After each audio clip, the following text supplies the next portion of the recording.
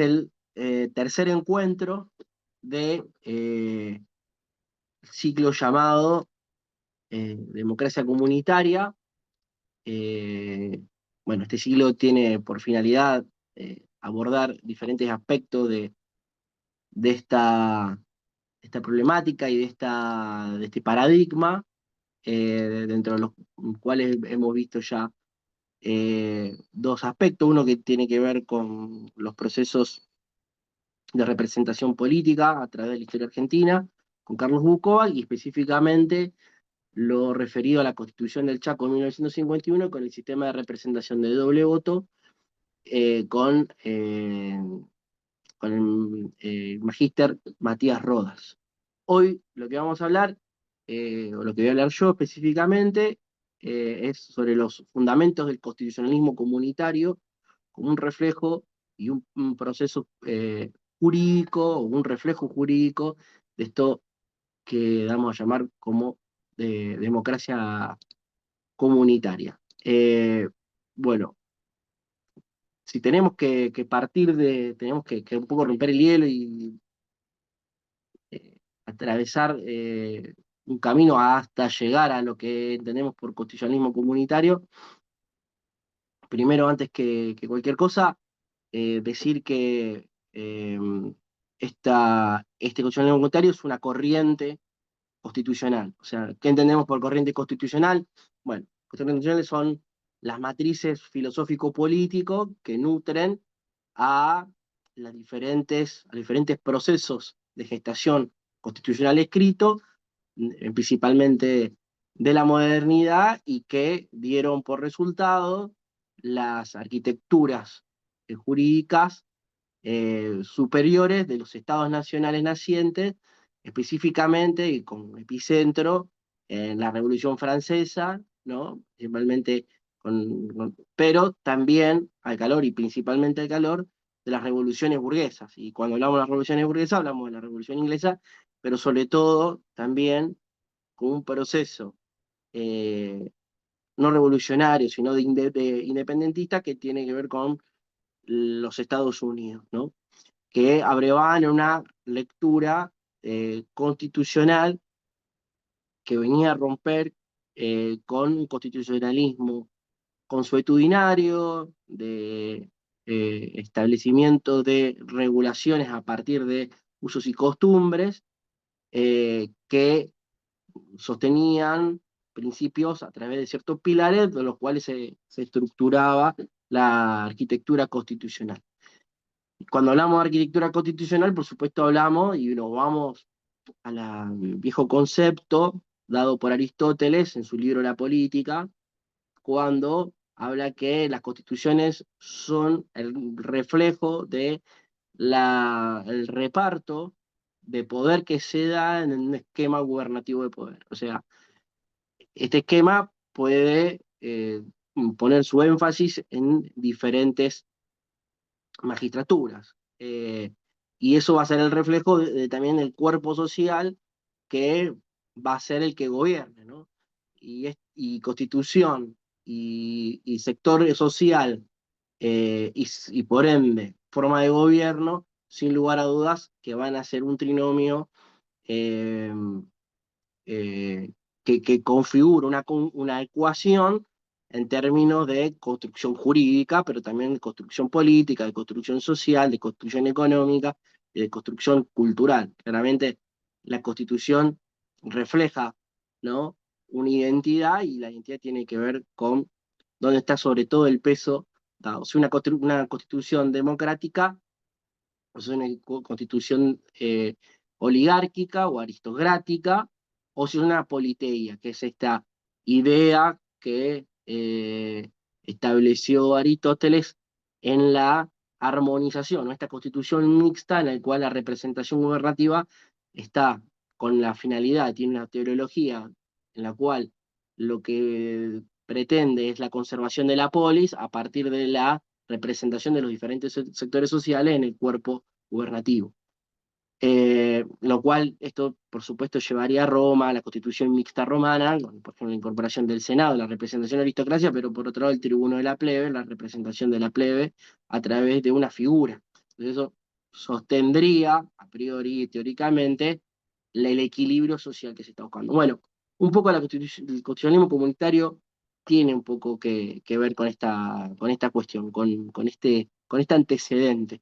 Por ahí a veces lo que se hace es buscar lecturas modernas, de ciertas innovaciones en la dogmática constitucional reciente, pero la verdad, las verdades a veces están mucho más atrás y responden a lecturas clásicas que por supuesto nos vienen eh, a la actualidad, no por ello, digamos, desactualizados, sino que nos vienen con una, un, un gran poder de verdad. Y en este sentido, bueno, sostener que las corrientes constitucionales en la modernidad eh, se dan principalmente, vuelvo, retomo un poco la idea, ¿no? Con las revoluciones burguesas y específicamente eh, con, eh, con la construcción de constituciones principalmente escritas, ¿no? El constitucionalismo aquí empieza a generar, ¿no? Una legalidad y legitimidad a los nacientes de estados liberales de derecho, ¿no? Porque cuando nosotros nos vamos a eh, los libros de texto más clásicos, del derecho político, de la teoría política, digo estos textos de los de Fight, por ejemplo, nos encontramos con la división, ¿no? O los elementos constitutivos del Estado, territorio, poder, etcétera, pero ¿qué nos encontramos? Con el principio de legalidad, ¿no? Bueno, claramente el principio de legalidad sostenido a partir de este principio constitucional. Lo digo mal pasado porque es muy conocido por todo, es volver, ¿no? A derecho constitucional o derecho político, o teoría del Estado, que eso nos dan cuando estamos en primer año, pero sin lugar a dudas es aquí el derecho en tanto y cuanto derecho formal, escrito, el gran legitimador de ese Estado liberal de derecho. Entonces, la Constitución escrita acá va a ser claramente el gran sostén de este Estado y, por supuesto, que el constitucionalismo liberal, o lo que llamamos el constitucionalismo clásico, es la primer gran corriente ideológica, principalmente sostenido a partir de que, bueno, división de funciones, ¿no? Una administración, un cuerpo administrativo, burocrático, eh, eh, digamos, que lleve adelante la... Mientras tanto voy aceptando gente, que lleve adelante, ¿no? El impulso estatal, ¿no?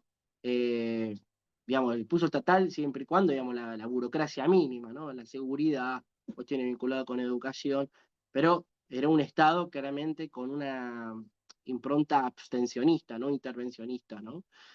Como vamos a ver, sí, en otras lecturas constitucionales. Entonces decía, sostiene una división de funciones, una división orgánica de la funcionalidad estatal, eh, sostiene a su vez esta idea de un cuerpo burocrático, sostiene además un decálogo de derechos individuales, derechos tanto políticos como derechos civiles, digamos, y derechos políticos, por supuesto, restringidos a solo una clase, o un solo sector social, que era la burguesía propietaria. Esto claramente es repetido en este lenguaje constitucional, en esta corriente constitucional. Eh, y claramente en este decálogo de derechos individuales nos encontramos con los derechos del sujeto en cuanto individuo con plena libertad y uso voluntario de sus facultades, principalmente sostenido a partir de que, bueno, el derecho a la intimidad, al derecho a la vida, al derecho eh, al ejercicio de la libre empresa. Estaba claramente diseñado y definido a partir de un arquetipo de ciudadano, ¿no? Por eso la Carta de los Derechos del Ciudadano, ¿no? Va enfocado a a ese arquetipo, ¿no? Que en definitiva, un poco después esto llegaría a la Argentina en la voz de muchos eh, pensadores, de muchos prohombres de la patria, como por ejemplo Domingo Faustino Sarmiento, que de Chile diría que las constituciones son para las clases ilustradas, mientras que los edictos policiales serían para las clases subalternas, para digamos, esto muy gramsciano lo subalterno, pero para los sectores populares serían los edictos policiales, porque no serían capaces de comprender la civilidad que nos propone un texto constitucional. Entonces, en este sentido, esto llega, sin lugar a dudas, a América, producido los procesos independentistas, las veintenas de repúblicas, claramente se le tenía que dar una constitución o claramente se estaba eh, gestando una idea constitucional. Ya esto, en Argentina por lo menos, desde la primera junta, ya se esbozaban aquellos que pretendían erigir una constitución y bajo qué criterios, bajo qué preceptos, ¿no? En la constitución. Entonces, claramente estaban todos embelesados por las lecturas constitucionales liberales. ¿Por qué? Porque, bueno, claramente venían a romper con esos cercos que, el antiguo régimen daba, ¿no? Siendo que es tan disímil, ¿no? El llamado antiguo régimen en, por ejemplo, España que Francia, o que en Inglaterra, sin lugar a dudas, ¿no? Pero la ruptura, por ejemplo, con la consideración con las construcciones gremiales, ¿no? De trabajo, también, y fíjense una cuestión más allá de los diferentes debates que se daban al calor de estos embelesados por las lecturas constitucionales liberales, que el derecho creado para los territorios virreinales seguía tan vigente como siempre. Y sobre ese derecho eh, indiano, de que databa ya desde reales cédulas de Carlos I, pero sobre todo un gran legislador que fue Felipe II, que estableció toda una regulación en términos no solamente de productivos, sino también de un decálogo de normas protectorias del trabajo, como las 8 horas, la protección para la mujer embarazada, cuestiones vinculadas con seguridad social. Ya esto, fíjense ustedes, en el siglo XVII ya el derecho indiano ya establecía regulaciones. Y después Carlos II establecería lo que es el corpus sistematizado con la recopilación de leyes de Indias. Todo esto claramente seguía vigente, más allá de los debates que se presentaban o que presentaban estas patriciados que estaban de a poco deviniéndose en oligarquía, ¿no? Como dice Jorge Abelardo Ramos en su célebre libro, ¿no? El patriciado de la oligarquía, libro que recomiendo. Y bueno, y estas oligarquías liberales claramente se, se fueron gestando, pero también en un gran debate con la tradición propia del derecho indiano. Pero ¿qué proponía esta oligarquía liberal en la Argentina? Bueno, principalmente eh, podemos establecer antes de 1853, pero previamente a la batalla de Caseros, como el gran parteaguas de la historia argentina, pero también la historia constitucional, es la antecedente de la Constitución de 1819, pero sobre todo la Constitución unitaria de 1826, que sin lugar a dudas todos los flashes se lleva, en este caso, Bernardino Rivadavia, ¿no? Pero el relato histórico, además, este relato histórico de constitucionalismo liberal, clásico argentino, pero al que le sumamos la concepción oligárquica, va a encontrar en hombres como ya le dije anteriormente, en Rivadavia, pero va a encontrar también en hombres como Mitre, Vicente Fidel López, un Juan Bautista Alberdi primero, después hay un Alberdi, no me gusta separar los Alberdi, es como, hay varios Alberdis, ¿no? Dicen muchos, pero por lo menos desde la lectura constitucional hay dos claros Alberdi, ¿no? Pero este primer Alberdi, el Alberdi de bases, es un Alberdi que justamente promueve este tipo de lectura constitucional, liberal, oligárquica, y sin lugar a dudas, Domingo Faustino Sarmiento en ese siglo XIX. Y por supuesto que principalmente ofrecen una interpretación del pasado que, sin lugar a dudas, rompe con toda esta tradición hispánico y católica, que estaba asentado sobre todo en la ideología de este derecho de India, que era la verdadera constitución, ¿no? No era nuestra verdadera constitución, y claramente se le da un carácter a la nueva construcción histórica, carácter hegemónico, presuntamente documentado, con una objetividad irrefutable, ¿no? Claramente donde los lineamientos metodológicos, interpretativos, estaban dados por citas de autoridad, dados por centros académicos, por núcleos académicos irrefutables, donde presentaba claramente un viso de neutralidad, libres de ideologías. En definitiva, era una óptica que se puede hablar, eh, vinculándolo con esta idea, ¿no? Cuando hablamos de la historiografía argentina, de la historia oficial, bueno, también hay una historia oficial constitucional, ¿no? Y claramente esta historia oficial de estos sectores dominantes, principalmente vinculaba a dos sectores.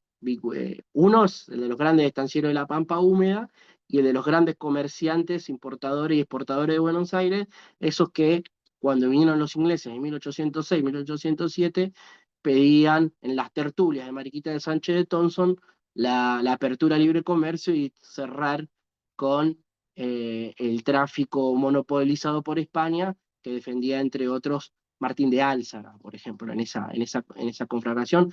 Claramente, la Carta de los Hacendados de Mariano Moreno va a significar ahí un documento fundamental, ¿no? Para esa apertura. Y claramente, ese librecambismo y el iluminismo, tanto como matriz económica como también como matriz ideológica, la que establecería claramente las líneas vertebrales de esta cuestión. Y otra cuestión que se le agrega, o por lo menos yo lo agrego porque es fundamental, y antes había citado a Sarmiento, es la interpretación histórica a partir de un binomio, civilización y barbarie, ¿no? Que define toda la historia argentina, ¿no? A partir de esa dicotomía, ¿no? Eh, las clases latifundistas, ¿no? Ilustradas, sostenidas a partir de la concepción de la ilustración, ¿no? Por un lado, y por otro lado el atraso, el primitivismo bárbaro americano, a partir de la conjunción o el vínculo entre gaucho e indígena, ¿no? Y también algo vinculado con la negritud había detrás de eso, sino el proyecto de Mitre en la guerra de la cuádruple infamia no hubiese llegado, digamos, para eliminar justamente ese elemento de la ecuación. Pero ese mestizaje claramente era el atraso. Era el atraso, era volver, ¿no? A la institucionalidad hispánica, la tradición propia de nuestra propia espiritualidad, como un tanto y cuanto fue fundante, como dice siempre Marcelo Ullo, pero que no pudieron en esa constitución de 1853 borrarla. Algo que muy interesantemente plantea siempre, lo he escuchado en Castellani, pero también en Fermín Chávez, esta idea, ¿no? De que, bueno, el sostenimiento de la religión católica en esa constitución liberal oligárquica fue, digamos, un precio a cambio, ¿no? En esa convencional de Gorostiaga, para, bueno, acallar la voz de los clérigos que eran parte de esa convencional, que en definitiva lo que terminó derivando en un catolicismo mistongo, ¿no? Esa cosa que todavía era, carecía de fortaleza y de ver idea espiritual vertebradora de esa comunidad, más allá que en el pueblo, en el corazón del pueblo, seguía viva esa espiritualidad, ¿no? En tanto y cuanto uno no podía, digamos, desligarse de su propia identidad y de su propia espiritualidad.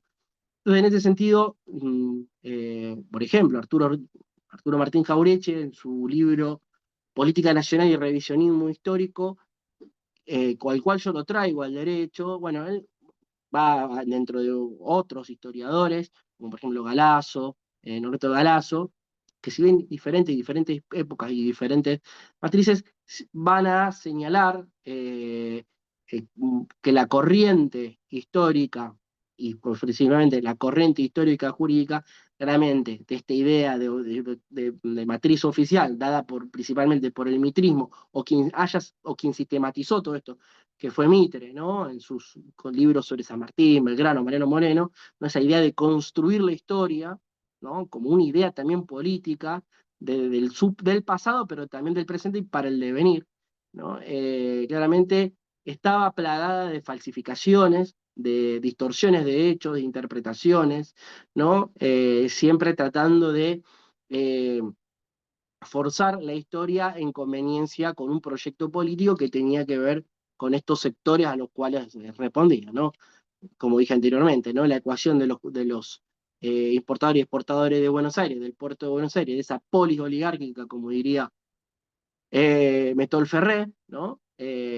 Donde claramente esos sectores sociales, la terratenientes de la Pampa Húmeda y los comerciantes de Buenos Aires, sin lugar a dudas, sentirían, ¿no? El cobijo, ¿no? De esta lectura histórica a partir de estos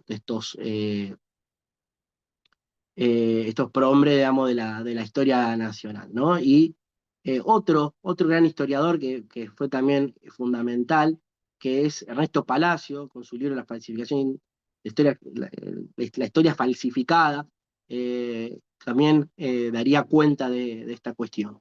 Y sin lugar a dudas, estas élites tenían, como dice Jaureche, una inteligencia letrada que es no solamente la que le daría, ¿no? todo este encuadre histórico, sino también la que dispondría y la que establecería las reglas, ¿no? Las reglas jurídicas, pero también las reglas educativas, ¿no?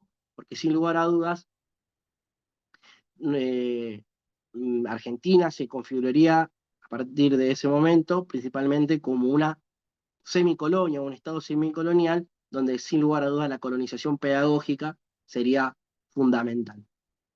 Claramente a esto hay una oposición, hay una derrota histórica con otra lectura constitucional que tiene que ver con la tradición constitucional que está en Artigas, en las cartas, el acta de independencia de Arroyo de la China del 29 de agosto de 1815.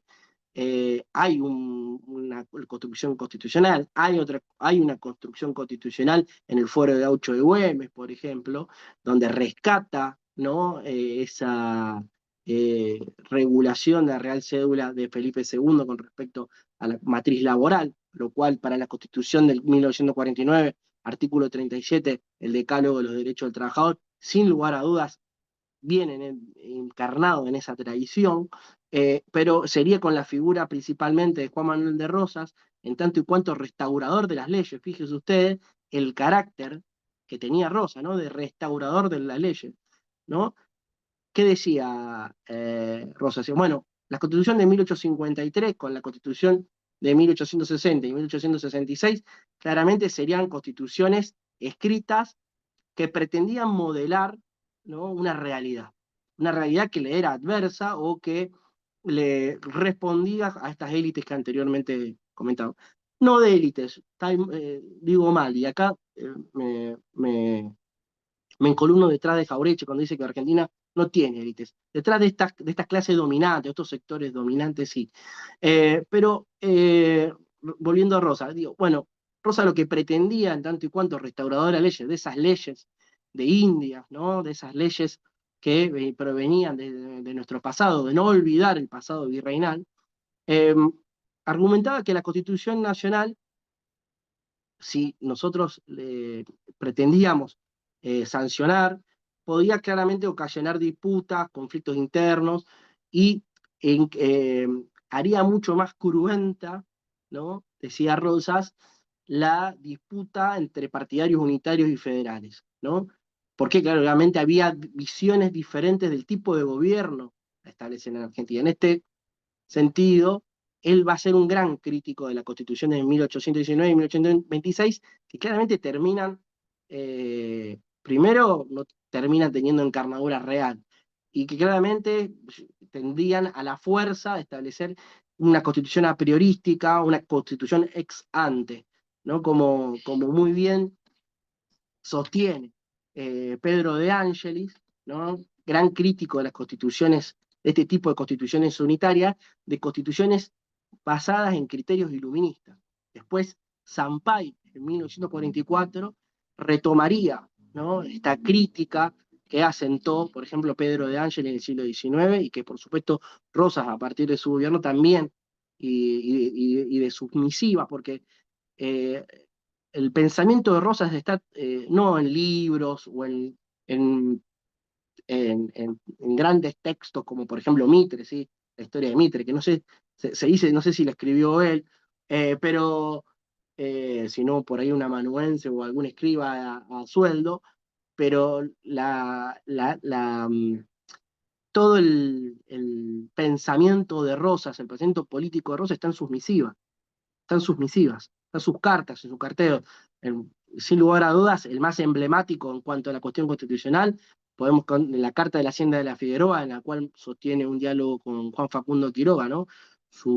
Uno de sus hombres más leales, pero después hay carteos con Ibarra, carteos con Estanislao López, en los cuales ellos van sosteniendo una idea de constitución que tenía que ver primero con que cada provincia o cada estado debía establecer primero establecer la regularidad de un gobierno y una constitución propia, ¿no? Porque adaptado principalmente a las particularidades y las costumbres locales de cada uno de los lugares. Esto tenía que ver con una hiperatomización, no. Esto lo que tenía que ver primero era con pacificar y era con respecto a ordenar. Primero el orden, ¿no? Por eso esa imagen de, de Rosas como muy emblemática, muy metafórica, con una lanza en la cual esa figura, ¿no?, media serpentaria, en la cual lo que está haciendo es destruir la anarquía, claramente tenía que ver con esto, ¿no? Era un hombre muy conteste en sus hechos con lo que decía. Y después de eso, después de solventar y después de resolver los problemas internos y establecer claramente en cada región una paz, sí ahí se podría considerar una constitución nacional, ¿no?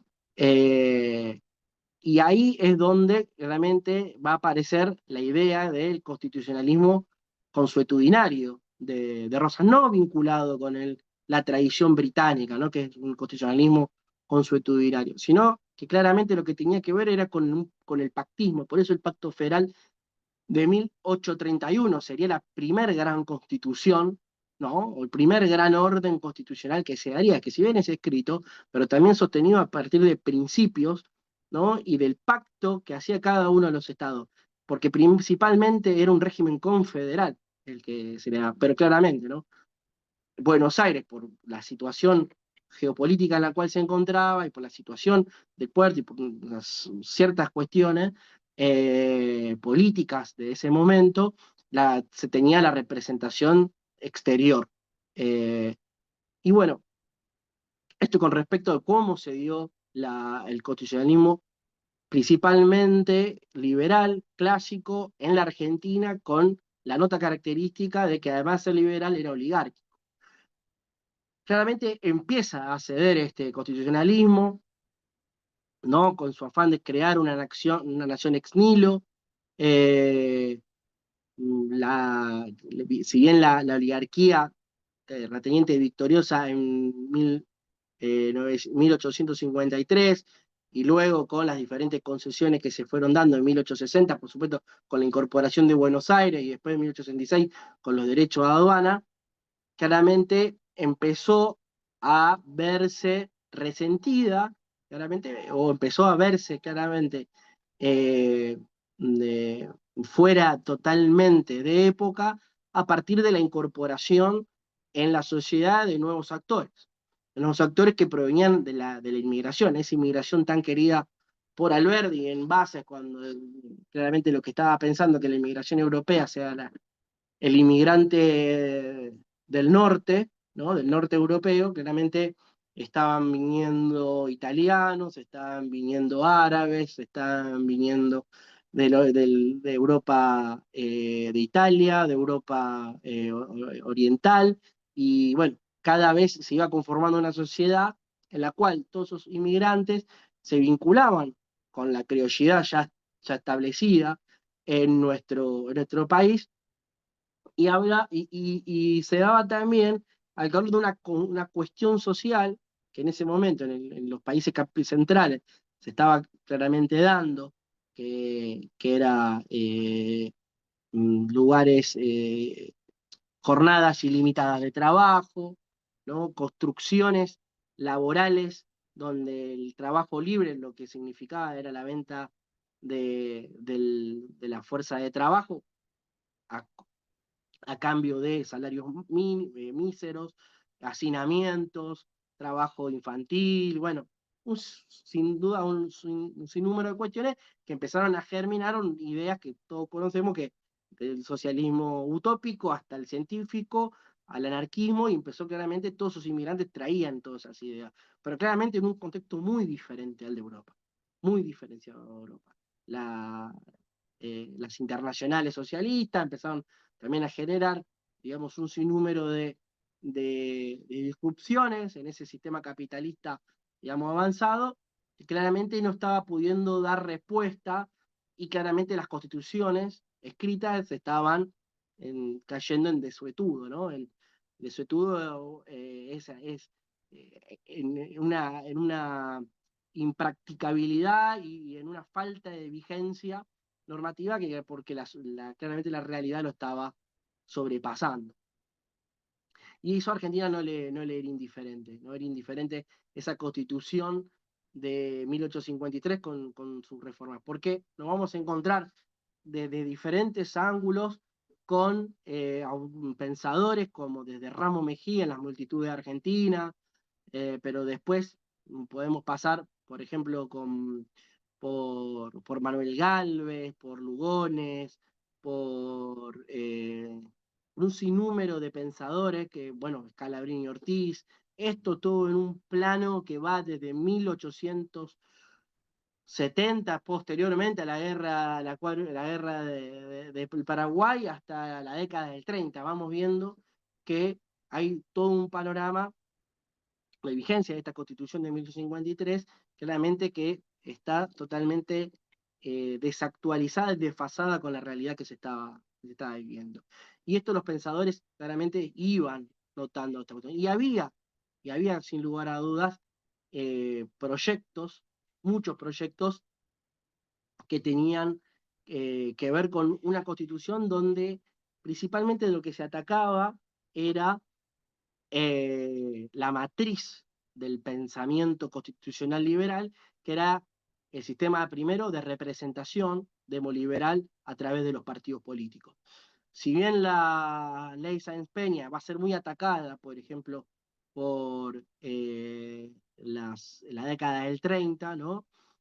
Por esa idea de llevar, digamos, de actualizar y modernizar esa democracia censitaria, esa democracia formal, a través del voto masculino, ¿no? Para todos los masculinos argentinos mayores de edad, sin lugar a dudas, se configuró una ruptura con esa idea democrática, ¿no? A partir de la gestación de nuevas ideas, eh, sobre todo a partir del corporativismo, o a partir de ideas que provenían de lecturas socialdemócratas, ¿no? Con tal de poder torcer un poco cuáles eran las deficiencias de ese sistema capitalista liberal, ¿no? Que era lo que en su propia matriz tenía el germen de su propia crisis, ¿no? Esa idea hasta económica de los ciclos propios que propone el capitalismo liberal, ¿no? De auge y de crisis, era muy atacado por estas ideas. Si nos remontamos al siglo XIX, el primer modelo que se puede citar es el modelo de la Alemania de Bismarck, ¿no? Esa idea, ¿no? de, de bajar los decibeles, ¿no? A los sectores trabajadores, porque claramente temían la revolución proletaria, ¿no? Por supuesto, siempre empujada a partir, ¿no? de las lecturas marxistas, lo cual llevaría en un país muy impensado, digo, hasta para la propia teoría marxista, que sería Rusia, ¿no? Una Rusia precapitalista con los zares, digamos, no un capitalismo avanzada industrial como lo que pensaba, digamos, esa lectura determinista del primer marxismo o del primer socialismo científico, allá de mediados del siglo XX, XIX. Entonces, aquí también Argentina no va a ser ajeno a eso, pero claramente va a estar bajo otro criterio, una nación periférica, una nación donde la cual claramente entre guerras mundiales no va a ser ajeno a todos estos debates. El nacionalismo va a cobrar, sin lugar a dudas, una importancia. El intervencionismo estatal y el Estado empresario van a ser dos elementos de la ecuación, sin lugar a dudas, para pensar las nuevas construcciones constitucionales, ¿no? En este sentido, vamos a ver que los años 20 y 30 del siglo pasado, vamos a encontrar figuras tanto como de Irigoyen como de Uriburu, que no tenían nada que ver con un proceso, una lectura liberal, ¿no? No había una lectura liberal. Desde la intervención, por ejemplo, que tuve con recursos naturales, como por ejemplo la política de yacimiento petrolífero con Mosconi, pero también Uriburu pensaría, ¿no? A partir de la del golpe del 30, se nutriría de determinados hombres que empezarían a configurar un sistema constitucional en el cual la representación iba desde la familia, la representación tenía que ver con la familia, hasta los cuerpos empresariales y los otros cuerpos intermedios, como por ejemplo académicos, el clero, o sea, había, sin lugar a dudas, un único centro de crítica, que era el capitalismo liberal o la lectura liberal. Pero hasta en Estados Unidos claramente había una crítica a ese liberalismo desmedido. Por ejemplo, el New Deal de Roosevelt claramente sería también una respuesta ante esa situación. O sea, había, sin lugar a dudas, en ese momento, un gran hervidero de ideas que iban desde diferentes extremos, pero claramente el gran criticado era el capitalismo liberal. Finales de la década del 30, principios del 40, antes lo nombré, Arturo Enrique Sampay, su tesis doctoral sería la crisis del Estado de Derecho liberal burgués, sin lugar a dudas, una gran crítica, que recomiendo leerla, sobre sobre que es claramente, ese libro es, creo yo, un recuadro de lo que era o una síntesis, mejor dicho, de lo que eran las grandes discusiones que se daban en este plano. Y desde el punto de vista constitucional, claramente nos vamos a encontrar con otra nueva corriente. Se empieza a generar una nueva corriente constitucional que tiene que ver con el constitucionalismo social. Y hay dos claros ejemplos, uno en América y otro en Europa. El ejemplo en América es en la Constitución de Querétaro, la Constitución mexicana de 1917, y en Europa con la Constitución del naciente Estado de Weimar, la Constitución alemana, de 1919. eh, Claramente empiezan a mostrarse respuestas colectivas, ¿no? Ante esta situación, pero que no reflejan una uniformidad en sus disposiciones, ¿no? O en sus matrices ideológico-filosóficas, políticas. Bien. Eh, el proceso que llevó a la creación de Querétaro es muy particular.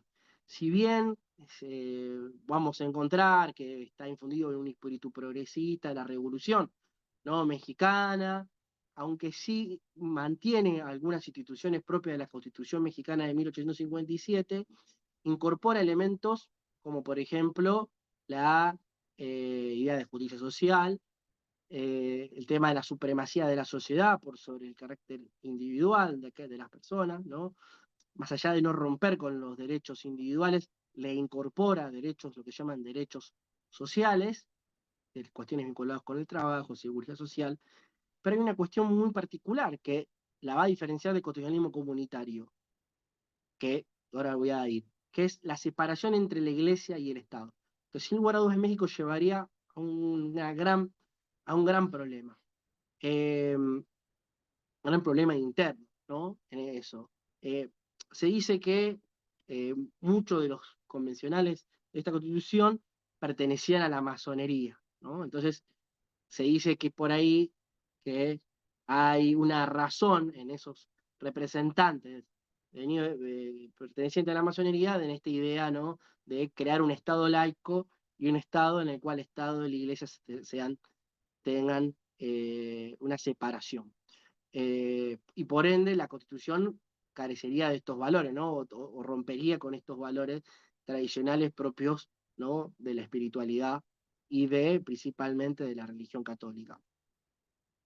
Eh, Después sí, por supuesto van a tener algún reconocimiento de algunas cuestiones, como decía, laborales, sociales, pero también el tema de la nacionalización de los recursos naturales y la limitación, ¿no? A los derechos extranjeros de adquisición de capitales en México. Y esto es muy importante porque eh, mm, este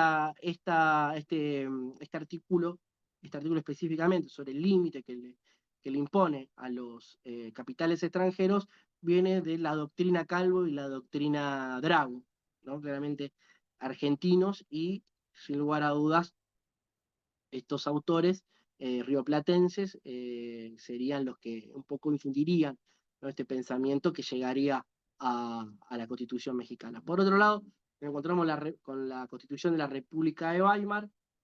Recordemos, Alemania, saliente, ¿no? de la Primera Guerra Mundial, en una fase de reestructuración, a partir también, sobre todo, de las imposiciones dadas en el Tratado de Versalles, tenía esta constitución una gran influencia socialdemócrata, ¿no? Era un poco el árbitro de esa Alemania de ese momento, y claramente era una constitución que también respondía a un criterio similar a las constituciones liberales, al igual que la mexicana también, porque recordemos que la cuestión de los recursos es recién con Lázaro Cárdenas que en México se puede, sin dudas, establecer un vínculo entre la realidad y lo constitucionalmente dado, ¿no?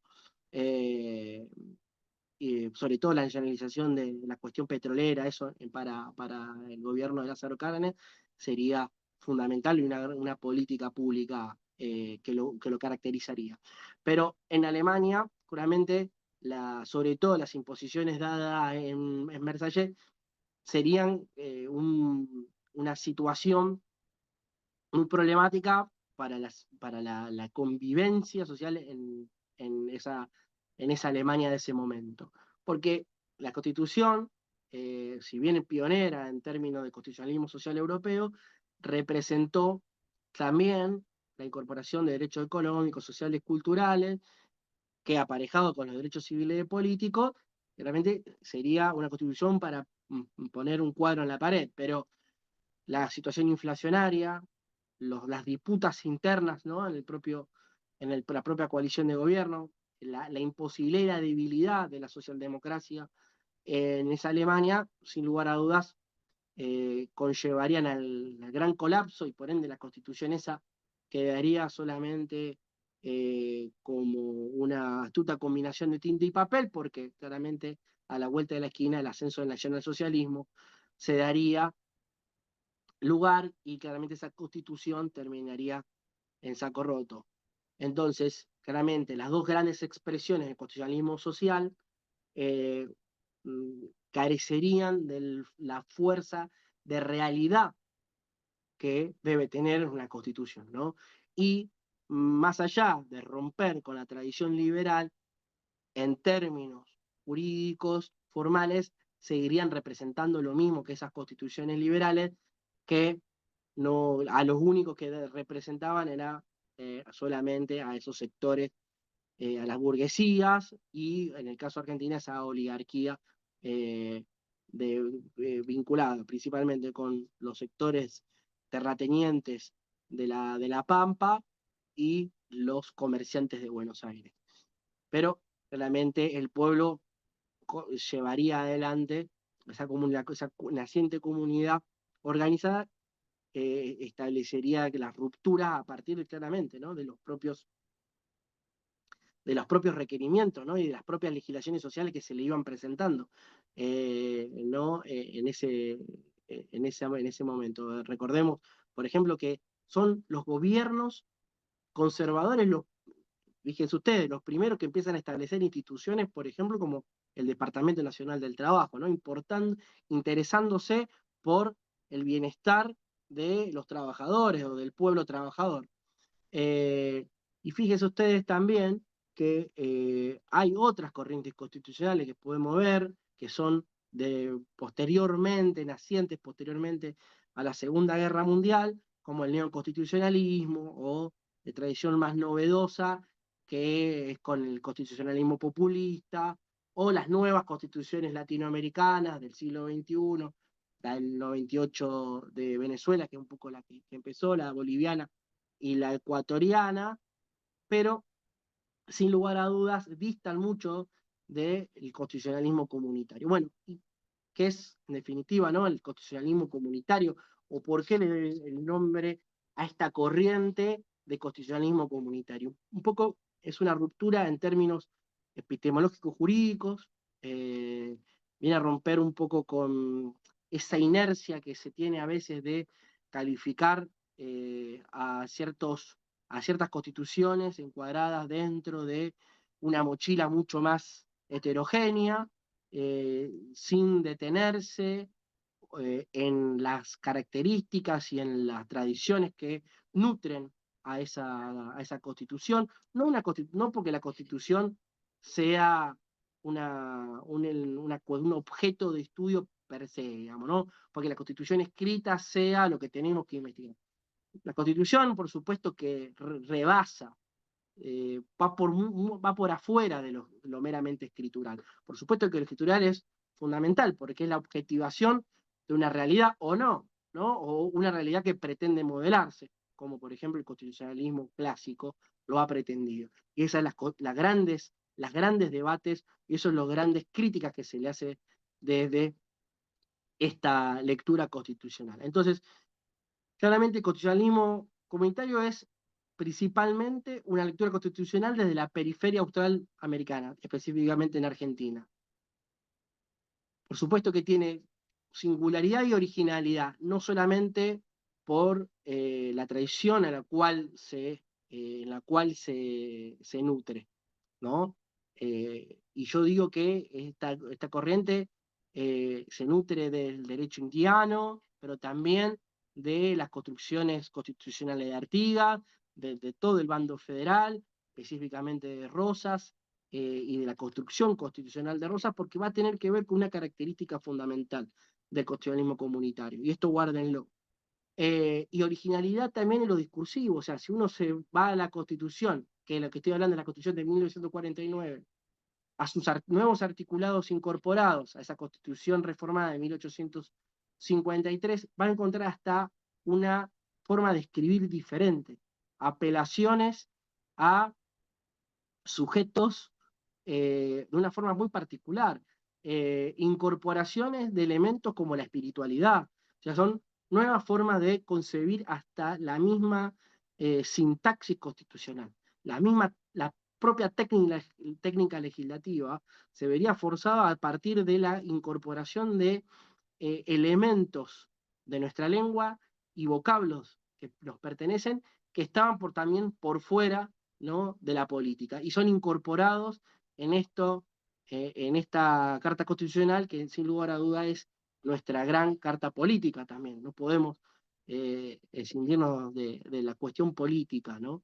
También cultural y estética también.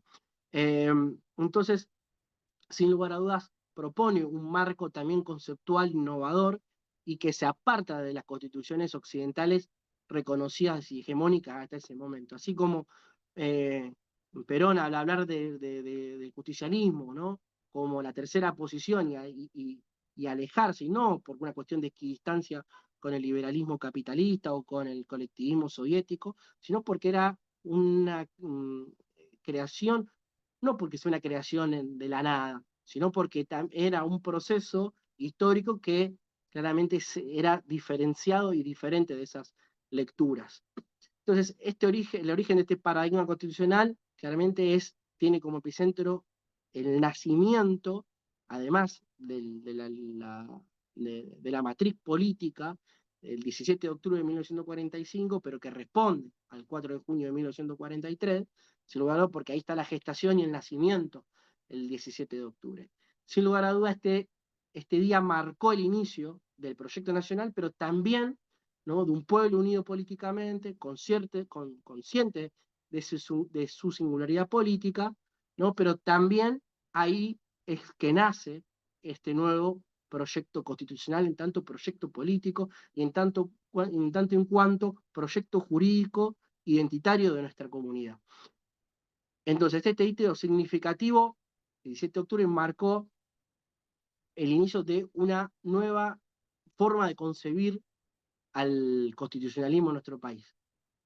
Eh, Sin lugar a dudas, la Constitución de 1949 eh, tuvo por finalidad, acorazar a los derechos que ya en la realidad estaban consagrados, aquellas políticas que ya estaban siendo consagradas, a eso que los pilares del gobierno justicialista daba, que era la cultura nacional, la independencia económica, la soberanía política y la justicia social. No es en vano que hayan sido agregados en el preámbulo, ¿no? Como ese texto que nos da cuenta, ¿no? Nos da cuenta de la filosofía política en la cual está impregnada esa constitución. Entonces, sin lugar a dudas, esto es fundamental y es también reflejo de una constitución real. Una constitución real, y esto lo saco de Fernán Lasalle, que él lo toma Arturo Enrique Sampay, y sobre todo en su libro Constitución y Pueblo, hace un largo desarrollo, y Fernán Lasalle y Sampay, tomando de él, dice, bueno, que la constitución real es eh, lo que representa la suma de los factores de poder que predominan en una sociedad, ¿no? Mientras que la constitución escrita o formal es la institucionalización de un proyecto de nación definido y aceptado por la mayoría de la sociedad con el propósito de que de ese proyecto perdure. Entonces, sin lugar a dudas, aquí lo que está poniendo por delante Sampay, por supuesto, que es el gran padre de esta constitución de 1949, es un padre que raro, porque todos pensaban o todos se iban a otro jurista, pero sin lugar a dudas es Sampay el epicentro, ¿no? O la gran figura aglutinante de esa convencional en la cual presidió Mercante, pero sin lugar a dudas había juristas como Pablo Ramela, Joaquín Díaz de Vivar, eh, bueno, sin lugar a dudas, también un gran apoyo por fuera de un gran jurista y un gran teórico político que fue Figuerola. O sea, había, sin lugar a dudas, y también, por ejemplo, Tomás Casares, que era presidente de la Corte en ese momento, también fundamental para darle vida después a esa constitución. Sin lugar a dudas, serían los hombres a los cuales, digamos, se aglutinarían a partir, ¿no?, de la conducción técnica y política de Arturo Enrique Sampay en esa constitución. Y bueno, esta constitución es comunitaria, no llamada porque sí, primero porque claramente se asienta en la idea fuerza de comunidad organizada, y no es en vano, ¿no?, que en ese momento histórico, la constitución de 1949, que fue sancionada en marzo de ese año, posteriormente en abril ¿no? 9 de abril, Perón daría su discurso en el Congreso Internacional de Filosofía y que después se le daría por nombre Comunidad Organizada, ¿no? Sin lugar a dudas, esa constitución estaba impregnada de esa idea de comunidad organizada, eh, que lo que pretendía principalmente era aunar fines espirituales con materiales para aspirar a una y mejor vida comunitaria, mejor vida social a través de dos cuestiones, la grandeza de la nación y la felicidad del pueblo, ¿no? En esa idea permanente ¿no? de armonizar, Dolina dice siempre me parece muy atinadamente, es esa idea que Perón era eh, muy familiarizado, o era muy simpático con las paradojas. Bueno, esta idea de lo individual y lo colectivo, ¿no? Bueno, poder, ¿no? Convivir, ¿no? El desarrollo de lo comunitario con el desarrollo de lo individual, ¿no? Con el desarrollo propio, el desarrollo particular. Eso claramente, ese movimiento se daba. Y claramente esta idea de comunidad, sin lugar a dudas, en un marco teórico político que muy bien lo desarrolla Alberto Bueno en su teoría del peronismo, claramente la comunidad se vería vinculado con la idea de gobierno y con la idea de Estado, ¿no? Hay una propia teoría política, ¿no? En la doctrina, en la constitucionalismo comunitario que se incorpora en el constitucionalismo comunitario, que tiene que ver con esta idea, ¿no? Del gobierno centralizado, del Estado descentralizado y el pueblo libre, como dice la verdad 19, ¿no? Esas construcciones o esos apotegmas para, eh, que, que, que, que establecían, ¿no? El edificio justicialista. Bueno, y sin lugar a dudas, esta comunidad sería dinamizada a partir de la idea de las organizaciones libres del pueblo como núcleo fundamental de la democracia participativa, no de la democracia participativa que nos hablan, ¿no? Los libros de teoría política, de los liberales, los socialdemócratas, en los cuales nos dicen que la democracia participativa es el presupuesto participativo, ese tipo de instrumentos, en definitiva, que tiene muy poca encarnadura en la realidad. No, claramente esto se vio en la realidad. Esto se daba la democracia participativa porque, sin lugar a dudas, un gran ejemplo de esto, hay muchos, pero un gran ejemplo de esto es el llamado que hace Perón para que el pueblo participe con diferentes proyectos en el segundo plan quinquenal. Si eso no es, ¿no? Una idea de democracia participativa, dígame qué es, digamos, en la época en la cual, ¿cuáles eran los instrumentos? Bueno, la radio y el servicio postal. Bueno, con eso hacemos los canales, con eso trazamos los canales de comunicación. Yo creo que, sin lugar a dudas, eso sería un gran ejemplo de la democracia participativa, pero también, ¿no? La instauración sin lugar a dudas, otra de las ideas, además de las organizaciones libres del pueblo, que sería la que dinamizaría y aceitaría las relaciones, que es la idea de colaboración social, que no voy a profundizar porque vamos a tener un encuentro con Sebastián Iglesias, quien está presente aquí, que él va a trabajar específicamente la cuestión, la idea de colaboración social, pero brevemente eh, es esta idea de colaboración social muy cara a a la corriente constitucional comunitaria, en tanto y cuanto la, la, el- el- la idea básica central de la colaboración social tiene que ver con la cooperación activa entre los estados y los diversos sectores de la comunidad, especialmente aquellos sectores vinculados con el capital y el trabajo. Bien, sin lugar a dudas, sería el gran dinamizador de de esa impronta comunitaria.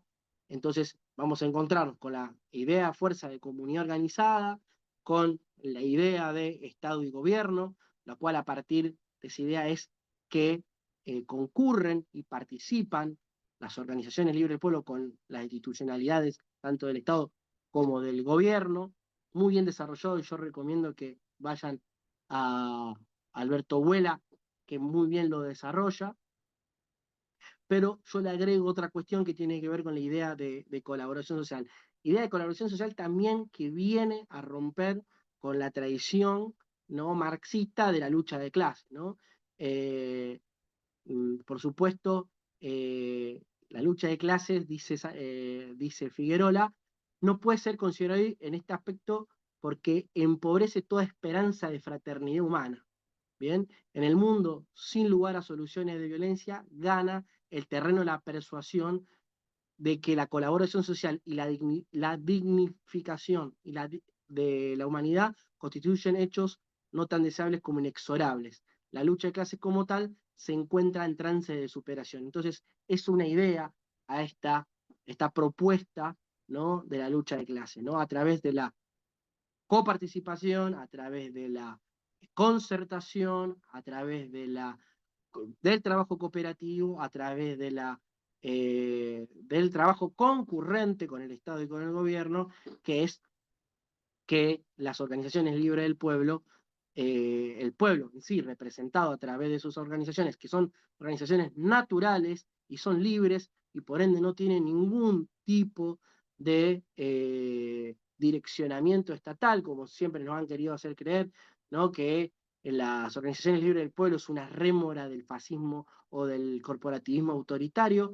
Nada tiene que ver porque el corporativismo es un sistema de representación de intereses en el cual las partes constitutivas de la sociedad están organizadas dentro primero de un limitado número de categorías singulares que son obligatorias, que son jerárquicamente ordenadas, funcionalmente diferenciadas y que son solamente reconocidas y autorizadas por el Estado. En este caso, siempre se lo ha querido decir, se lo ha querido señalar específicamente a los sindicatos, ¿no?, los cuales los sindicatos claramente necesitan para funcionar una regulación a partir de una autorización por parte de la autoridad de aplicación, pero dentro del marco, por supuesto, de su autorregulación y en el marco de su libertad sindical, por supuesto, y respondiendo a una institución de esta democracia que es participativa, pero que es comunitaria. Otro de los elementos fundamentales de esta corriente constitucional comunitaria es el pensamiento social cristiano. Sin lugar a dudas, la Constitución de 1949 se establecería a partir del pensamiento naturalista de Arturo Enrique Sampay, y podemos ver dos claros ejemplos, ¿no? Un ejemplo es en la idea de propiedad, ¿no?, la idea de propiedad con finalidad social, ¿no? Le invito a todos que lean la locución que tiene Sampay. Bueno, pueden ver el informe de la comisión revisora, pero en el texto de taquigrafiado de la convencional constituyente, él se explaya mucho más y hay un debate muy interesante porque hay otras voces que se la suman a la de él, en la cual, en síntesis, lo que dice, nosotros somos meros usufructuarios de los bienes dados por Dios. No sé, Dios nos puso estos elementos eh, y nosotros somos meros usufructuarios. Y en un marco de fraternidad comunitaria es lo que nos damos. O sea, el derecho de la propiedad privada está establecido, pero no de manera absoluta y arbitrariamente cada uno puede hacer lo que quiere. Sin lugar a dudas, la finalidad tiene que ser social. Y entiendo social por comunitario.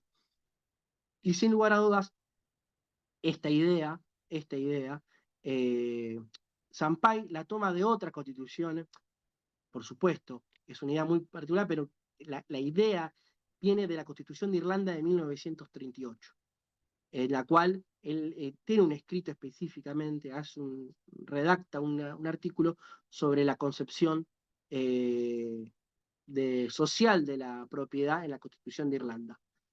El pensamiento social cristiano también lo podemos encontrar irradiado en la Constitución, pero no en la Constitución solamente escrita, sino en la ideología propia de esa Constitución, en la filosofía propia de esa Constitución, en las encíclicas, por ejemplo, Rerum Novarum o Quadragésimo Anno, vamos a encontrar, hay algunos autores, por ejemplo, como Piñero Iníguez, dice que también estaba impregnado del pensamiento de Jacques Maritain, pensador cristiano que iba a esta idea, ¿no?, de unificar la democracia con la idea cristiana o con la renovación cristiana, ¿no?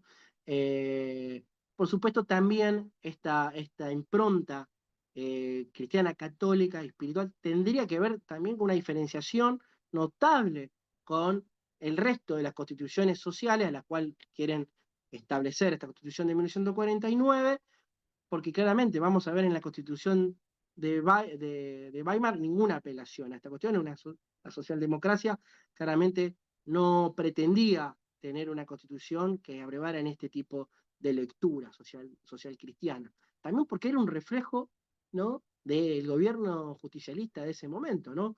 Estaba claramente el pensamiento de Perón y la doctrina justicialista embebida, ¿no?, de las directrices del pensamiento social cristiano. Y si nos vamos al pensamiento justicialista, lo vamos a encontrar en la verdad 14, ¿no?, en la que habla de que es profundamente humanista y profundamente cristiano.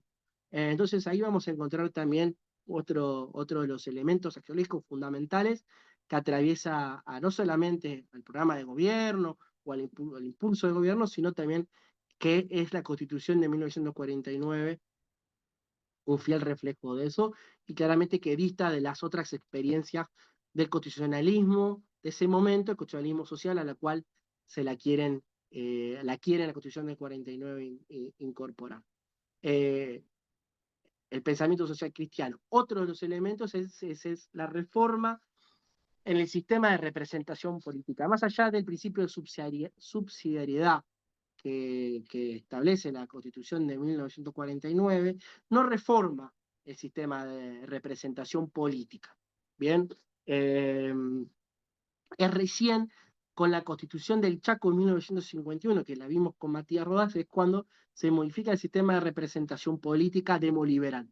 O sea, los partidos políticos como eh, los como los elementos artificiales de la democracia de ese momento que monopolizaban la posibilidad de la representación política y por ende de ser elegidos para incorporarse en las diferentes instituciones de esa democracia. Bueno, realmente había una idea también de romper con y fue parte del debate previo de la Constitución de 1949, pero no de los años 40, sino que este debate venía de mucho más largo, que lo vimos con Carlos Bukovac. Vamos a encontrar, por ejemplo, en Rómulo Amadeo, vamos a encontrar en Faustino Legón, vamos a encontrar en Abercovo, vamos a encontrar en Carlos Ibarguren. Bueno, vamos a encontrar diferentes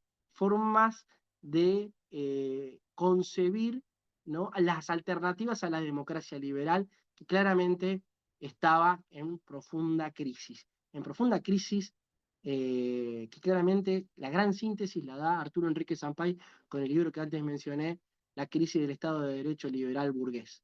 Eh, pero me gustaría citar, además de todo este largo recorrido, ¿no?, de intensas críticas a a la constitución liberal o al constitucionalismo liberal, que también le respondía el constitucionalismo social. El constitucionalismo social nunca vino a romper con esta idea, salvo algunas cuestiones vinculadas con la constitución de Weimar, la de la representación a través de consejos económicos, pero que en definitiva claramente eso no vería eh, la luz por las grandes crisis que tenía el Estado de Weimar. Es recién aquí, con la Constitución comunitario, donde claramente se ve representado, y específicamente no en la Constitución del 49, sino en la Constitución del Chaco. Pero en la encuesta que se hace a los docentes de Derecho de la UBA en 1949 sobre diferentes aspectos que se deberían reformar de la Constitución, eh, de los docentes consultados vinculados con derecho político, derecho constitucional, bueno, nos vamos a encontrar eh, de 13 docentes, hay 8 que proponen una forma diferente de representación política. Por ejemplo, los hermanos Llambías, Marcelo Sánchez Orondo, Bonifacio Lastra, Alejandro Riz Guiñazú, si bien muchos de ellos pertenecientes al nacionalismo católico, pero que claramente ponían en debate la cuestión de la representación política, ¿no?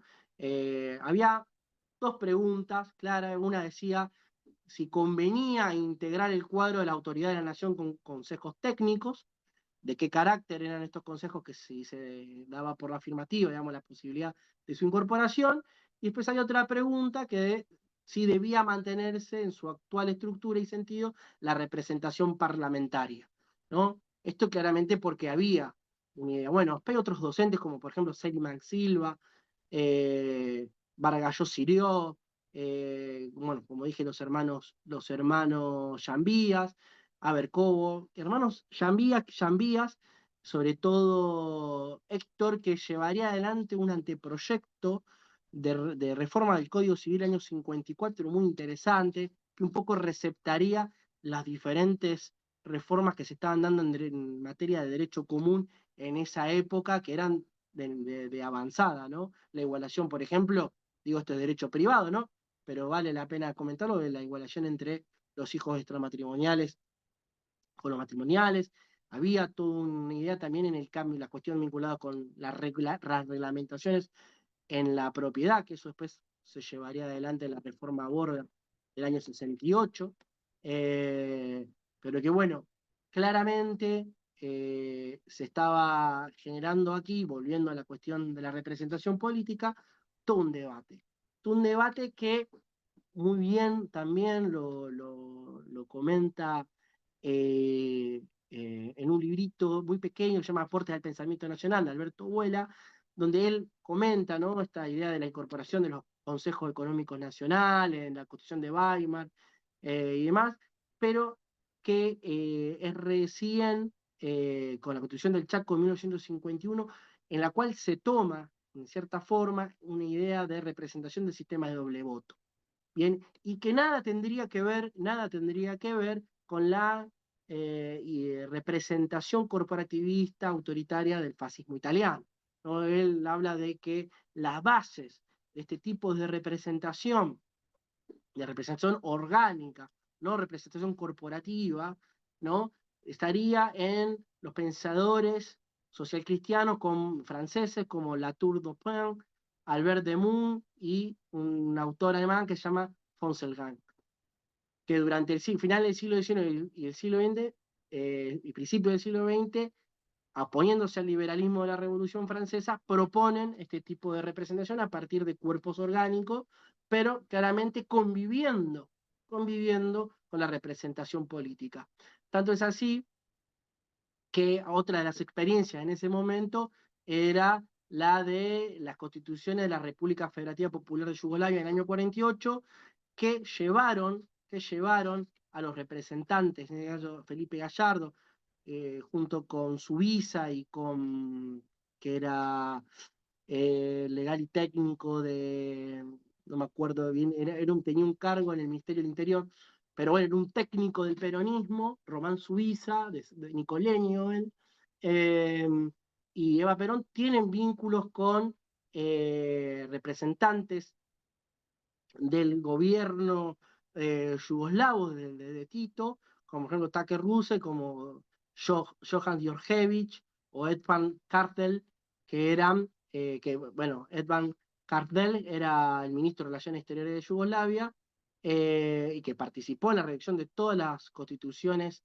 de Yugoslavia, en la cual se proponía un constitucionalismo en la cual había representantes de las cooperativas, así como le decían, los representantes económicos, en conjunto con la representación política, que la representación política no era nada más ni nada menos que la representación del partido único que estaba en Yugoslavia, que el Partido Socialista, digamos, el titoísmo a través de ese único partido, ¿no?, de masas, que se diferenciaba, ¿no?, de la propuesta, que se diferenció luego de la propuesta llevada adelante en el Chaco, en 1951, con la incorporación, como dije, del sistema de doble voto en la Cámara de Diputados, en la cual convivía ¿no? Los representantes de los partidos políticos, de los múltiples partidos políticos, más allá de la abrumadora victoria del Partido Justicialista en la provincia del Chaco, pero también con los representantes, en este caso, de las asociaciones profesionales, ¿no? Habría reglamentaciones y regulaciones, que muy bien en su momento lo comentó Matías Rodas.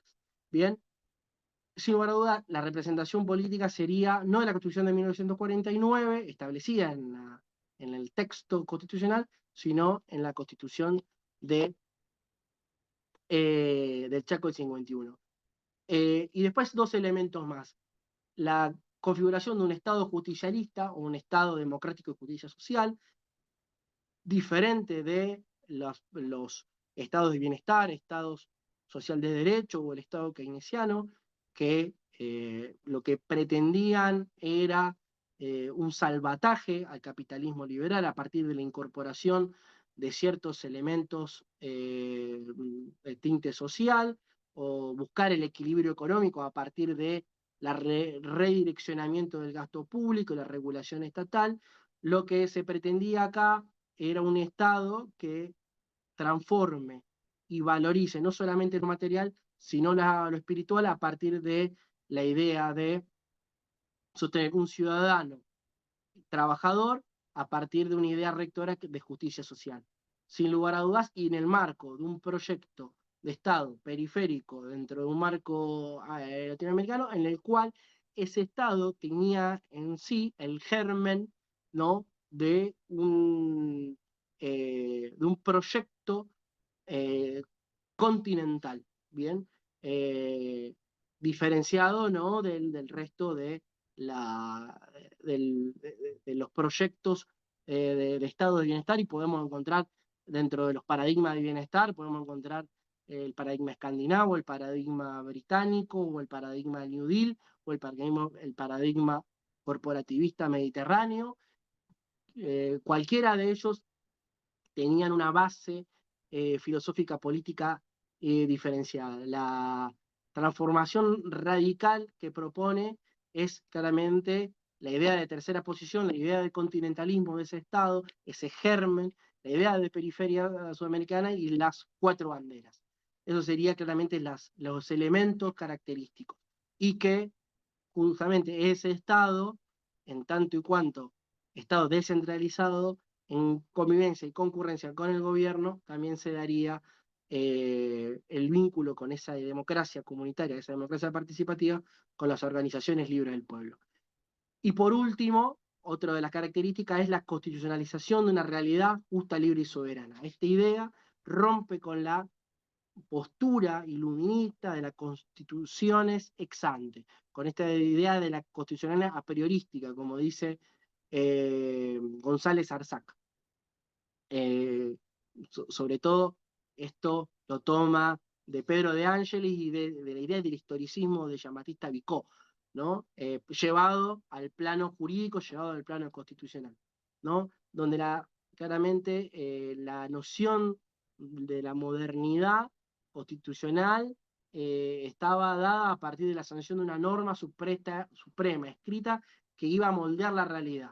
Bien, entonces en ese sentido rompe el constitucionalismo comunitario con esto, donde la constitución escrita refleja una realidad previa que es justa, ¿no? Como dice Adolfo Ríos, y yo le agrego libre y soberana, eh, en un contexto en el cual esta constitución del 49 refiere a la incorporación formal, si bien de derechos, principios y obligaciones que preexisten en la realidad social y política argentina, donde el proceso no consistió en una mera adaptación de un modelo teórico previo, ¿no?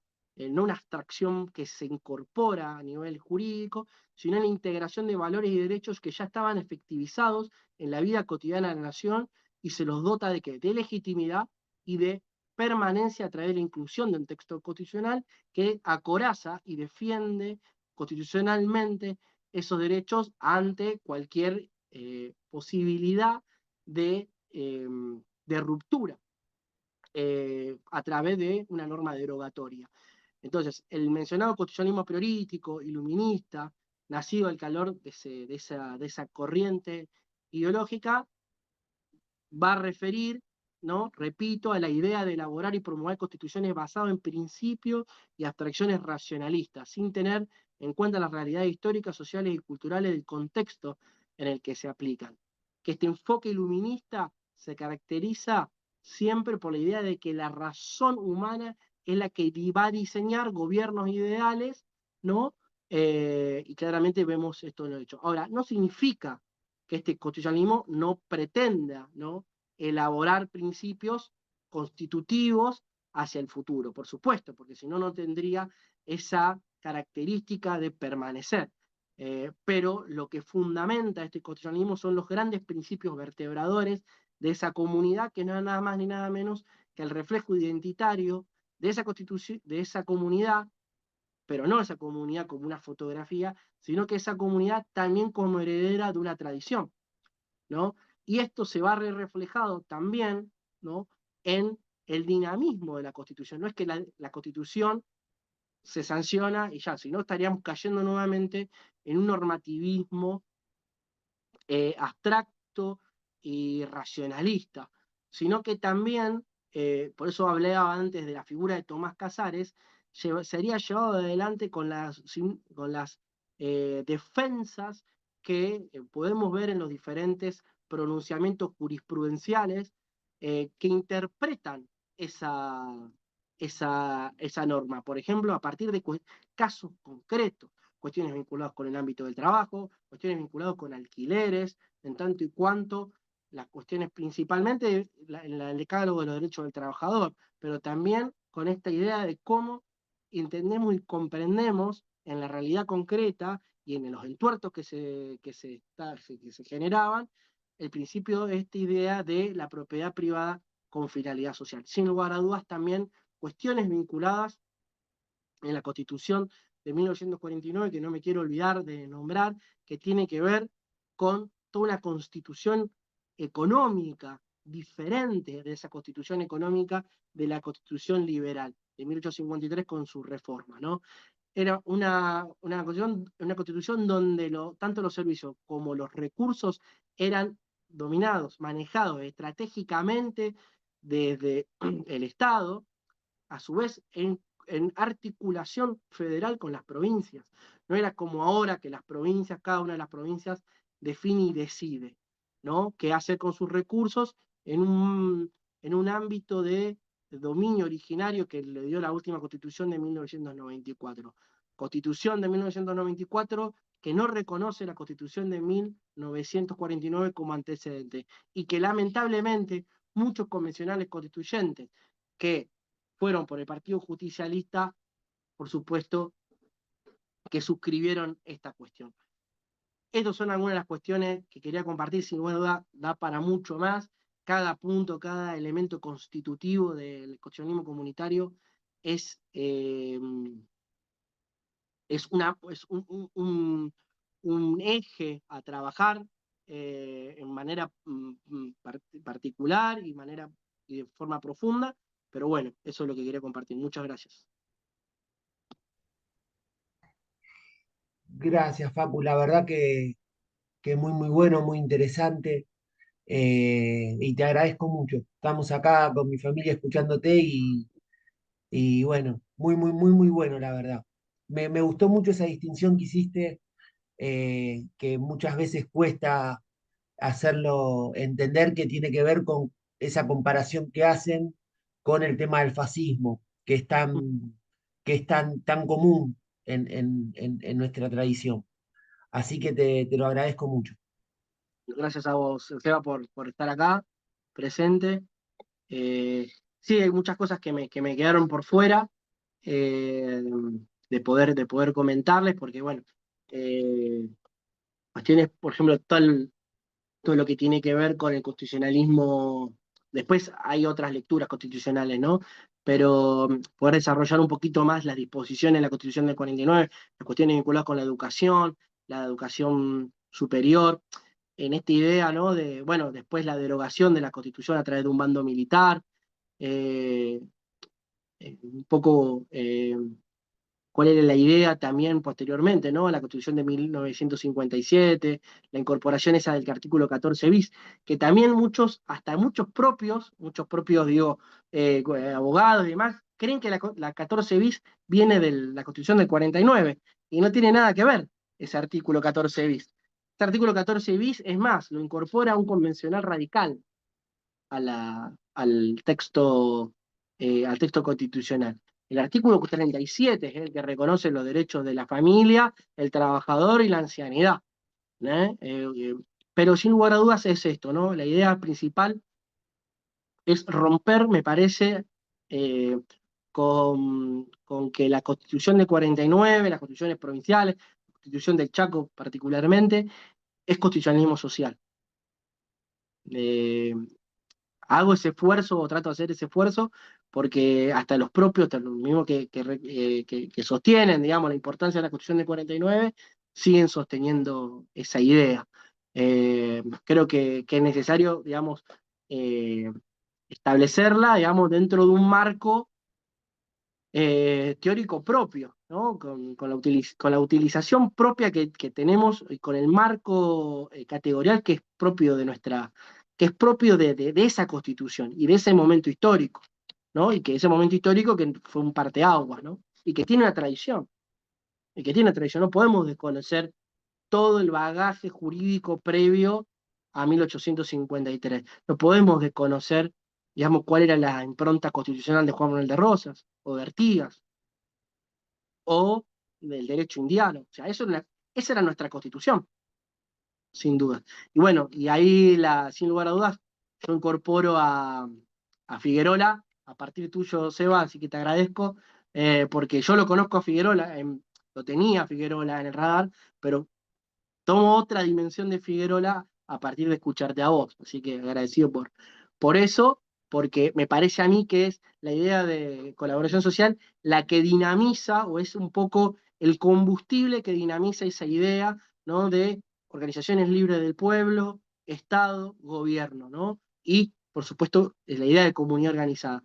Es un poco el que me parece que es ese combustible necesario como para entender el verbo, ¿no? Es el verbo de esos sujetos, ¿no? Me parece que es ahí donde, y que sin lugar a dudas viene a romper con esta idea, ¿no? De lucha de clases, y fíjate que emparentado está con el justicialismo, ¿no? Esta idea de el carácter de persuasión y de fraternidad, rescatar la idea también de fraternidad, que me parece que eso en el peronismo o en esa idea, en ese momento era muy importante y vertebral. Pero bueno, si quieren comentar algo, yo ya está por los codos. Gracias, Helio, querido, gracias María por estar también. Así que bueno, esto va a quedar grabado después.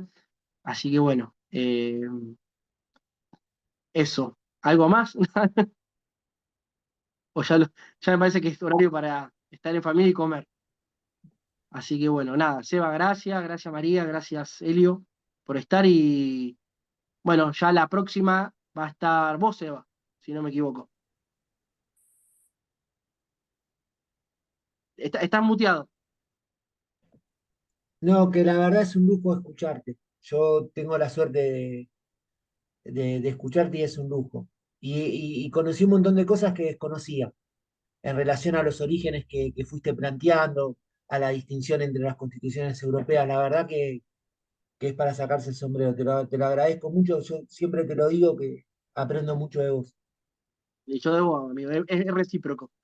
Y ¿qué te iba a decir? Sí, es que yo creo esto, ¿no? Creo que lo que estaba evidenciando era como que todos se toman mucho las cuestiones sin beneficio de inventario. O sea, no es como que está todo, bueno, la Constitución del 49 es constitucionalismo social, sin saber lo que, digo, a ver, en la época en la cual también muchos hablaban de constitucionalismo social, el mismo Sampay decía que era constitucionalismo social, ¿no? O el mismo González Arzac señalaba constitucionalismo social. Hay muchos juristas y no por mala fe, no, y no porque sean no por pereza intelectual.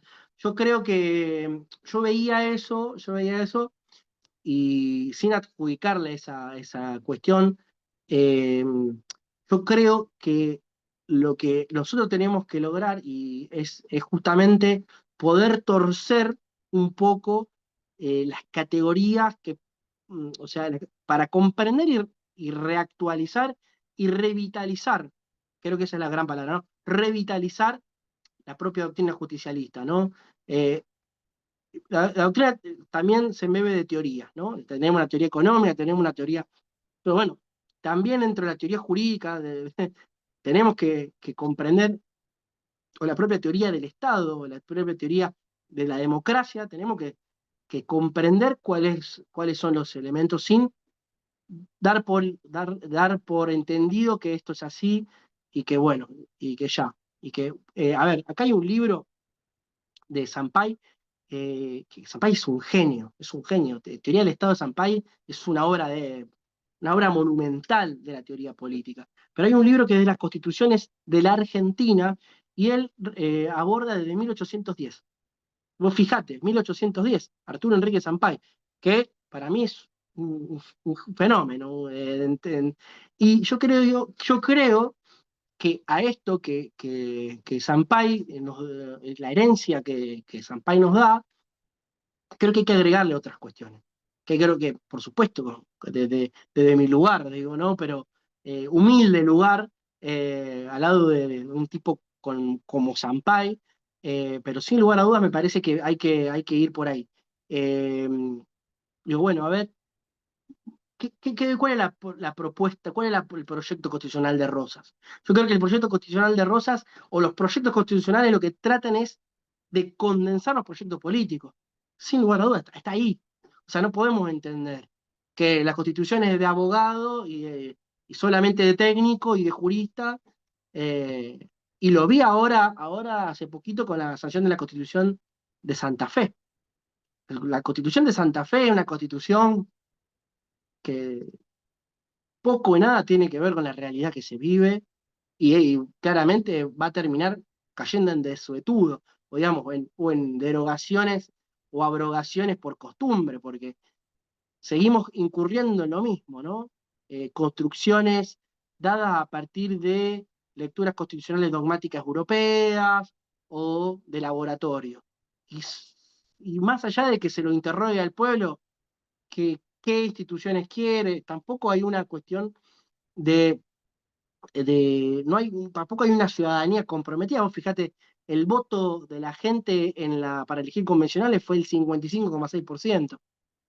Entonces ahí vemos también que el proyecto constitucional eh, mm, está siendo, digamos, o es, mejor dicho, el proyecto constitucional algo que está muy alejado del cuerpo social. Un cuerpo social que es, como diría este filósofo Porati, estamos en una comunidad disgregada, ¿no? Una comunidad fragmentada. Bueno, de esa comunidad organizada a esta comunidad disgregada, fragmentada. Bueno, estamos un poco en esa situación y claramente lo vemos. Pero no obstante eso, digo, más allá de un pesimismo que a veces nos abruma, creo que es necesario poder, digamos, restablecer cuáles son los canales de la democracia, de esta democracia comunitaria, que son las organizaciones libres del pueblo, ver los sindicatos, a ver, los sindicatos en tanto cuerpo natural de la comunidad,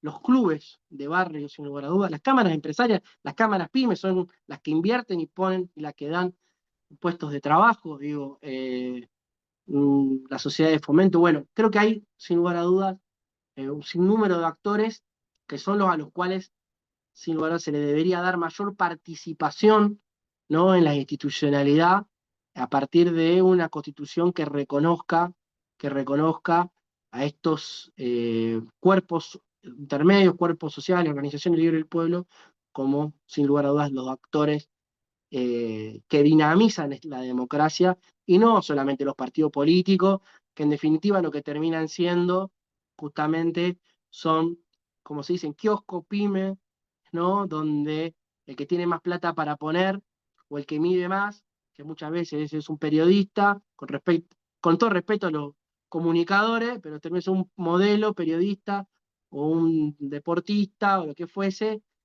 porque mide más. Y después ganamos, ¿y qué hacemos después? ¿Cuál es el proyecto político que hacemos después? Ese es el gran problema que hoy tenemos, que es una democracia que está en una encerrona, ¿no? Que mide más por los focus group que por que por un proyecto político, ¿no? Entonces eso yo veo también muchos dirigentes eh, que hablan de esto, ¿no? Dicen, bueno, hablemos de proyectos, no hablemos de candidatos, pero después terminan lamentablemente allanándose a los pedidos de la partidocracia para incorporar a alguno de sus filas dentro de una lista para candidatearse, para hacer ahí en la contienda electoral, ver si pueden ganar un escaño en una Cámara de Diputados o una Cámara de Senadores, en definitiva, sos un número más. O no puedo comprender todavía cómo hay dirigentes sindicales que dejan sus puestos fundamentales dentro de los gremios para hacerse diputados, senadores, como si serían partes de una nueva, no sé, nuevo sector social, como le daría más estatus, ser diputado o senador, digamos, la verdad, y abandonar o multiplicarse, ¿no? En sus tareas comunitarias, ¿no? Como representante legislativo y también como representante de los trabajadores o empresarios también, me refiero, no por, soy muy cercano a los sindicatos y no para pegarle, pero es la verdad, digamos, esto es lo más de los dirigentes, de las personas, no de las organizaciones. Esto quiero aclararlo, ¿no? No son las organizaciones, ni mucho menos, pero sin lugar a dudas hay un gran problema que estamos teniendo, creo yo, que tiene que ver con esto, ¿no? Que se habla a veces, se habla mucho de algunas cuestiones, pero después es muy difícil sostenerla con los hechos. Estoy viendo eso, ¿no? Estoy viendo que hay muy poco sostenimiento de lo que se dice con lo que se hace. Eh, se persuade, el poder, aunque sea muy pequeño, termina muchas veces seduciendo, persuadiendo, en vez de mantenerse, digamos, incólume ante una posición y esperar, ¿no? Porque los procesos políticos son también procesos históricos, y los procesos históricos uno no los va a ver, pero los puede iniciar.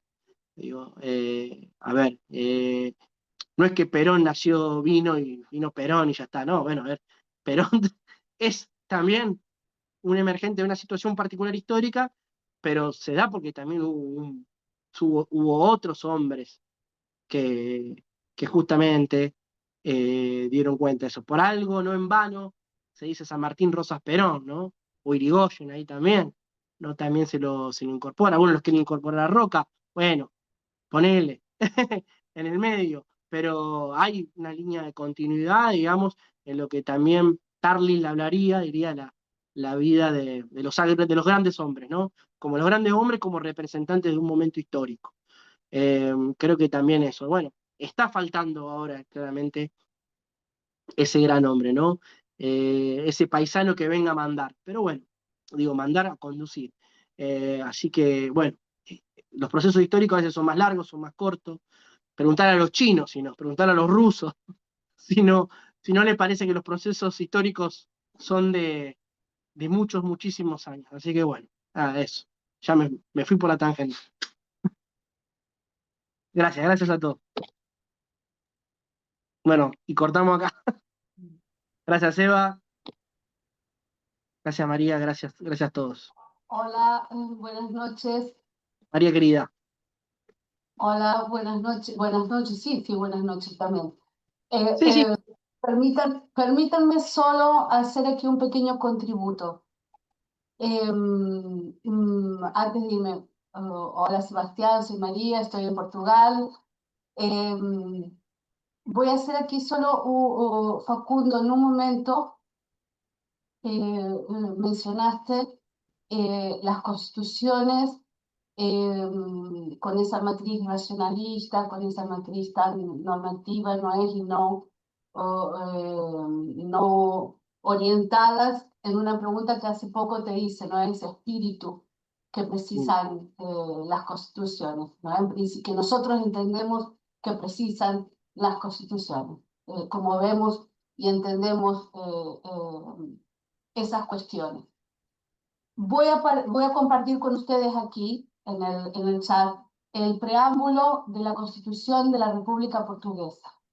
No sé si la conocen, pero es muy interesante porque no voy a decir algo que no tengo certeza, pero debe ser de las constituciones más recientes en su construcción toda, por lo menos dentro de la Unión Europea. Estamos hablando de 1974-76.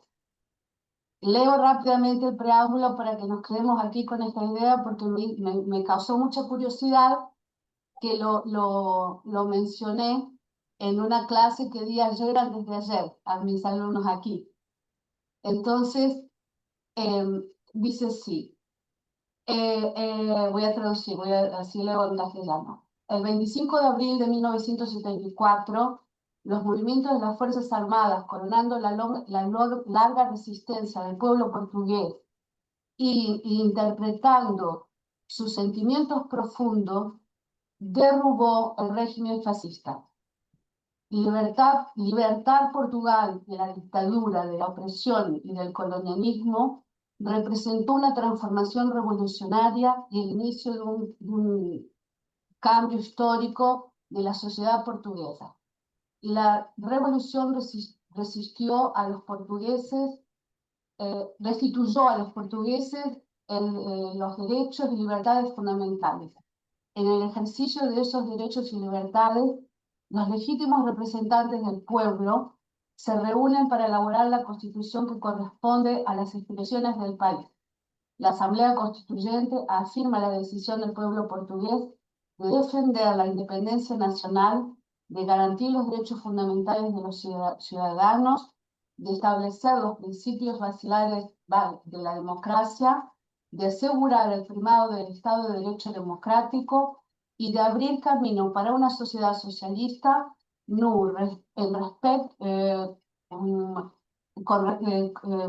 cuidando el respeto de la voluntad del pueblo portugués, teniendo en vista la construcción de un país más libre, más justo y más fraterno. El 2 de abril de 1976 se aprueba y se decreta esta constitución.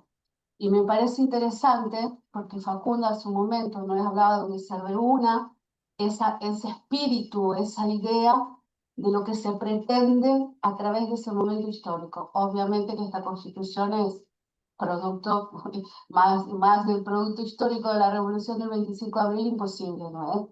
No habrá más. Hubo esas reformas, pero quise compartir con esto que a veces no se conoce algunas cosas de Portugal, que no acompaña todo aquello último que acaba de decir Facundo, ese pueblo un poco más apático, parado, etcétera, que por otro lado tiene este preámbulo que es bastante interesante, siguiendo no es la idea de Facundo, de su anteúltimo, de su anteúltima exposición, tema creo.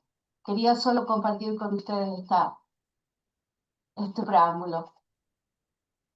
Seba, te cuento, María es una amiga, ella es de Rosario, vive hace muchos años en Portugal, una gran compañera y estamos trabajando con el Observatorio Malvinas, también es una embajadora en Europa de la REDMA, así que ahora la Red Federal Malvinizar, estamos laburando mucho eso y bueno, es una gran compañera peronista también de allá, llevando adelante, hija de un compañero eh, detenido desaparecido, que era perteneciente al movimiento obrero, secretario general del sindicato de vendedores ambulantes, allá en la década del 70, ¿no? ¿Tu viejo lo fundó en qué año ese sindicato? Bah, él fue el Sí, pionero, ¿no? fue uno de los pioneros, sí, del sindicato de vendedores ambulantes. De hecho, el 8 de Sí. enero, el día de su desaparición, es el día del vendedor ambulante en Rosario. Fue decretado. Le comento a Seba porque el Seba es representante gremial, también en la bancaria. Entonces Ah, también está en el sindical y es un gran compañero el Seba, muy de esos compañeros que la pelean todas. La Bueno, pelean bien, ¿no? Es un gran compañero. Y un cuadro, y un gran amigo, un gran bueno, amigo. qué lujo, qué lujo. Gracias, Facundo, por haberme.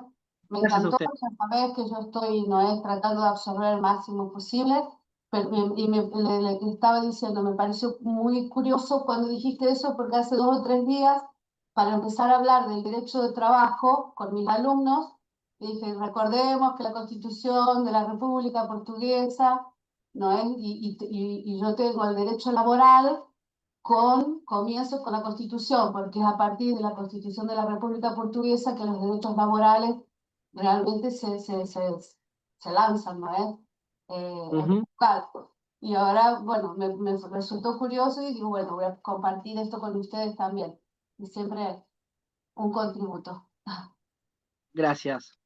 Bueno, gente, vos tenés 4 horas o 5 horas más que nosotros. Nosotros estamos La- por cenar. Viste que los argentinos cenamos tarde. Así que bueno, Muchas bueno, gracias, muchas estamos esperando. gracias. Gracias, Gracias. Seba, Helio, gracias, María. Chao, A vos, chao, bien. gracias, gracias. Muy Chau, chau. amable. A vos.